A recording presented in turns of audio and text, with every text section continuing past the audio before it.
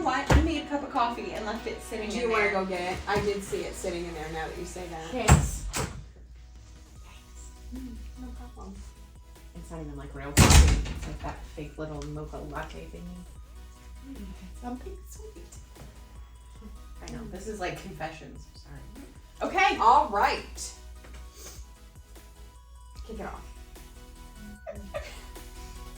So here we are again for another episode of Shut Up and Listen. Small Town Stories With Sarah. and Renee. Well, a new day here in Fostoria. Yes, and a new guest with us on the couch. Well, she's not just any new guest. She's not, and she's kind of not that new. She's new here, but Yes. not new to the community. No, everyone knows our guest. But everyone. You're very popular. I Just guess ride the so. wave. You're very popular. But she just this week started a new role Yes, with us. with us here at 342 Perry Street. Yes, because in our last episode we did talk about that I was transitioning to a new role. Correct. So now that has become official. I am the project administrator for Fostoria Economic Development Corporation. Can I just tell you how important you sound? I don't really think that sounds that important, but thank you.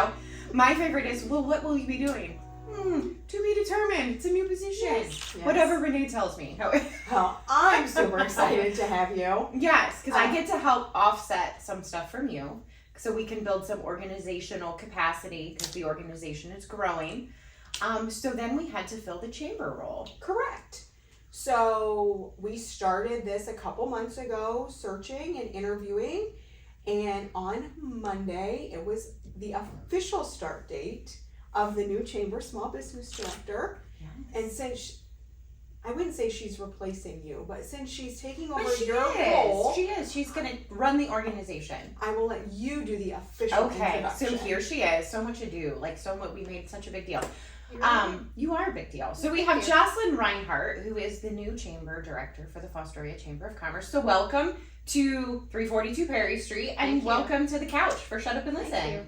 I feel that was a very good introduction. Wow. Oh wow, you know. Well, That was I'm a lot not of going hype. to lie. I made Sarah do it because I wasn't sure. Should I say Reinhart Scaife or just Reinhart? Yes. So I thought, Yeah. I'll make Sarah do Yes. it. Well, I did it because we talked about what you wanted on your business card. So Yeah. Jocelyn, you just got married, so you're Yes. a newlywed. Yes, newlywed. And so it's the whole thing of like, do you change your name? Yeah. How do you go about changing your name? All that. There's a lot fun. of legalities. Nothing's legally changed yet, so Reinhardt's fine for now until Okay. I legally change it. And I will let everyone know what I decide. Well, you have 500 business cards, so Yes. burn for your business I cards will. and then change your name, I and then will. we'll make it. Yeah. There you go. Oh. Yeah, that whole name thing can be complicated. It really is. Yeah, I hyphenated mine, and I've had doubts since, but it's complicated. Yeah. You go to like the pharmacy or you check into a doctor's office, and you never know how they have your stuff filed. Yeah. Yeah. Mm-hmm. Anyway, these are really first world problems here. It's really not a big Yeah, deal, it's but not. yeah. Yeah, Reinhardt's fine, Scaife's fine, but most people know me as Reinhardt. So. Yeah. Yes. So, Jocelyn, we know you fairly well. Mhm. You actually had interned with our organizations when you were in college, and you know we've had a relationship since. But can you tell us a little bit about yourself? Sure. So I am from Fostoria, graduated from St. Leon High School. Then I went to Ohio Northern and graduated in 2019 with a political science degree with minors in criminal justice and public policy. I actually took a role as a manager at Kohl's in Findlay for a while. Did not like the retail space. Therefore, I actually sat down and met with my dad, who owns a business here in town. My family's always owned small businesses, so I took a role as a brand ambassador for Clear Choice Exteriors here in town for 3.5 years, and then I decided to move to the chamber. Mm-hmm. Yeah. So, what appealed to you, I guess, with the position? I've always been out and about with the community, whether it was, farmers markets or the organizations like Rotary and Kiwanis and all those. But I just wanted to have a bigger outreach and help more organizations or businesses in general in Fostoria. Yeah. So, because when you set out and when you were in college, you had some political aspirations, correct? Yeah, correct. Okay, so we have shared these stories. There were episodes about us, kind of like what we set out to do, kind of our background, where life has taken us. What did you want to be when you what did you want to be when you grew up? I also, like Renee, thought I wanted to be a lawyer. Traveled down the whole law school path, I was actually in a program at Ohio Northern that you do the first 3 years of undergrad, and then your 4th year technically of undergrad, you would start your first year of law school. Decided law school was not the route for me. I only wanted to be a lawyer to get into the politics space. Just being a lawyer was not what I wanted to do. So then I transitioned out of that, and then I really wanted to focus. You can still be in politics and or nonprofits or whatever without that degree. Yes. So that's kind of how that transitioned. And so we kind of got introduced to you. You did an internship with the mayor. Yes. And we know how Renee mayor. feels about the mayor. Well, he's a crowd favorite here on the podcast. Just ask him. And in he'll tell general. you. And In general, yes. Yes, very true. So you did an internship with him. Yes, I was his summer intern the summer before my senior year. So it would have been 2018 was I spent the whole summer with Mayor. Got the whole rundown from him. Yes. What was your biggest takeaway, having that experience for a couple months and kind of seeing, because I think people assume they know kind of like how the city operates and what the life or the role of a mayor is, but what were some of your big takeaways? What did you learn? The general public has no idea the actual things that go down day to day. There are so many behind the scenes things that you don't see. Yes, you see him at events, you see him at ribbon cuttings, you see him, at festivals, blah, blah, blah. But that is not like the general day-to-day activities that happen in the city building at all. There's a lot of, red tape and meetings and, just official business that he has to take care of because we have a strong mayor form of government. So he's pretty much runs the show down there. So everything has to come through him. Everything, all, official things have to. So there's a lot that the public has no idea what happens, and they think that he goes to events. He, does it's all like the fun outings. stuff. Yeah, you do see him a lot of fun stuff, but you don't see the not so fun stuff. Yeah, there's a lot of not so fun stuff. Yes, and there is a lot of that. So I've always been more interested in city or like state politics in general because I feel like you have more of an aspect of, a truly grasp of the impact you're having on people. So that was always like an interest to me, was the more local level. And that's big for you, isn't it? The impact that you can have on people. Very. Yeah, I've always been, like I said, my family has always had family businesses here in town. My grandpa used to own the IGA here in town and for years, and people will come up to me and say, "Oh my gosh, I miss the IGA." Well, I was one when it closed. So you don't really remember it so well. Yes, but I always tell him that people say that, and then with, Clear Choice, and then we used to own a carryout here in town. It's just, I've seen like the relationships that my family has grown throughout the years and just that impact on people, whether it's big or small. And I appreciate the fact that you are so community minded and you always want to make a positive impact, because even before you expressed interest in the chamber position and then applied and have now gotten the job, you're very active in the community. You serve on the Civil Service Commission for the city, you're on the Y board, you're the current Rotary president, you're a Kiwanian. And I will be the Kiwanis president in 2025. They gotcha. They gotcha. You're in there. But you were also at every farmer's market. Yes. I try to go to all the events. You attend events. The Heritage Festival. I was just there. And that was even before, like you said, before I got this position. I just try to, support, because coming from St. Wendland, when we were in school, you had to like do service hours and all those things. So I just kind of got used to going to certain events. So that's not anything new for me really, but having those small businesses or organizations in town is really what helps everyone. So they definitely need to be supported. So. Yeah, I really appreciate your service mindset, and then helping you guys. You do, yeah, and you're a volunteer. You served on our committees we had. Thank you. I'm sorry, I left that out. Yeah, that's okay. So rude, Sarah. I know. That's me. That's my MO. I'm so rude. But I also appreciate the fact that, you know, your families have owned small businesses, but you've played a role in those. You've worked in those. You've jumped in. You know, you talked about Clear Choice Exteriors, and you were the brand ambassador. But you were doing a whole lot more than just kind of being the face of the business at public events. Yes. I mean, that was my technical title, was brand ambassador.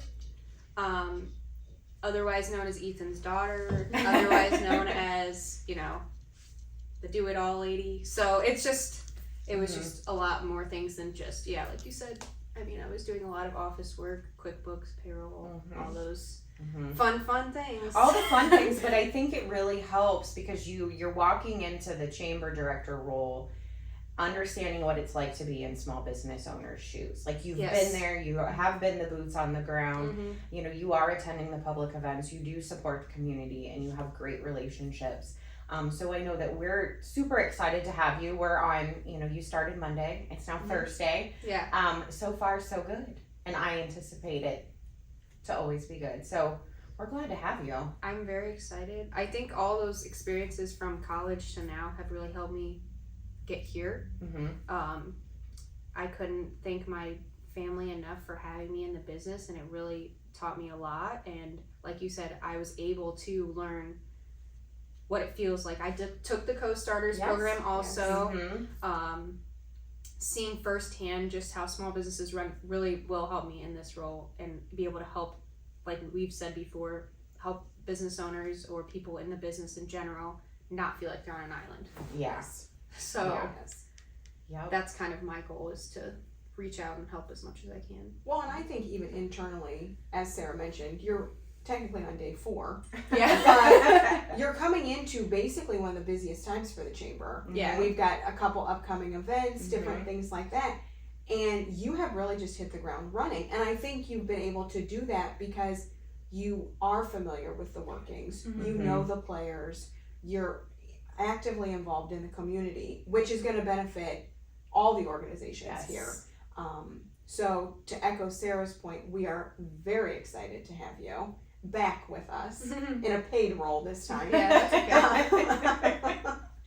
But so I know you're only in day 4, but you're kind of seeing behind the curtain a little bit, getting down into the weeds. I know you've been going through a lot of files and all of that, but you're also a very creative person. So I know that it won't take you long to have some new ideas for the chamber and get out there. I doubt that there's been anything that surprised you in the first 4 days. Maybe I'm wrong. Maybe we've blown your mind here. But has there been anything that has surprised you, or is there anything that you want to tell the listeners about, you know, where you might see the chamber in the future? Nothing has surprised me currly. Maybe again, day 4. Yeah, day 4. Ooh, okay. Maybe ask me tomorrow or the next day or after our first couple events. Maybe something that surprised me, but I'm not surprised necessarily of, is the amount of people we get in our building. Yes. There's never a dull moment here. And you never really know who's going to walk through the door. No, that's very honestly. true. Honestly. So true. Something very popular. Yeah. And no day will ever be the same. Right. Or the fact that our building used to be the old Kroger. No? Oh yeah. Yeah, because I was showing you like the story here, and she's walking. She's like, I can't believe this was Kroger. Yeah, I just can't believe it. So I think something I'm looking forward to with the chamber is bringing the relationships I already have, but able to cultivate new ones, because there are like 185-ish members, and obviously I don't know every single one, but I know a good handful of them. So I'm excited to meet them, like the people I don't know, but also kind of bring a different spin on things. And Sarah's built a lot of groundwork for the chamber in general, and that we have the good relationships with FEDC and the Visitors Bureau and everything. I'm excited to kind of put my own spin on things. Yeah. we're excited for you to I'm do excited Young to blood, see you do like, it. I know. Yeah. I'm ready to go. Renee and I were having a conversation yesterday briefly, and it's been very refreshing to have you in the office this week, because you're bringing new excitement and new energy into the office. And I think after you do a job for a set period of time, sometimes you lose some of that along the way. So we've enjoyed kind of your new and excitement in it, and I'm excited to see what you do, because I mean, Bring some color. It's ripe for new ideas. Yeah. Some cheetah print. Some cheetah print, Gotta love it. Love it. Just wait, you'll see. Just wait, you'll see. You bring good snacks into the office always, and some color. I always have a good snack drawer. Yep. Even though you guys are doing your thing, I always got a good snack drawer.